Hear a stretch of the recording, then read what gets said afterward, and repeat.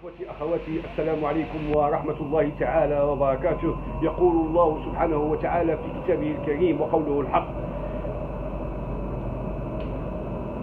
استغفر الله، إن السمع والبصر والفؤاد كل أولئك كان عنه مسؤولا.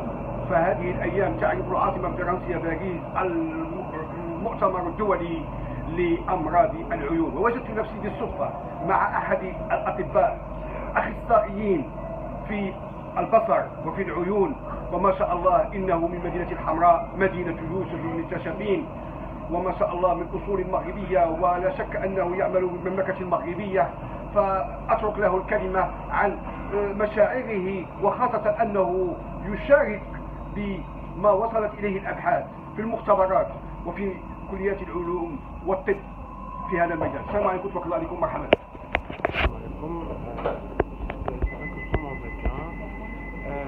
احنا عشرفين نكون دابا مع الدولة ديالنا والدول العربية. دابا اليوم الثاني بالضبط المؤتمر الفرنسي لأمراض العيون الطبية والجراحية. أتواجد الآن برفقة بن زكو عبد الكريم، معروف القناة ديالي راه معروفة، وكنهتم بالمشاركة ديال المملكة المغربية الشريفة في المؤتمرات والندوات والمعارض الدولية التي تعرفها العاصمة الفرنسية باريس.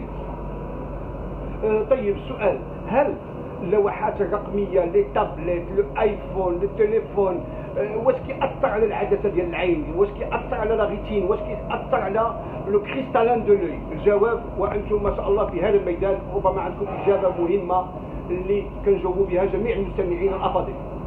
بالضبط. غادي يكون عندهم واحد التأثير سورتو على القرنية، على المنطقة اللي كاينة في سورتو داكشي باش كنحتاجو نعاودو ندير لا ماركتينغ ديالو.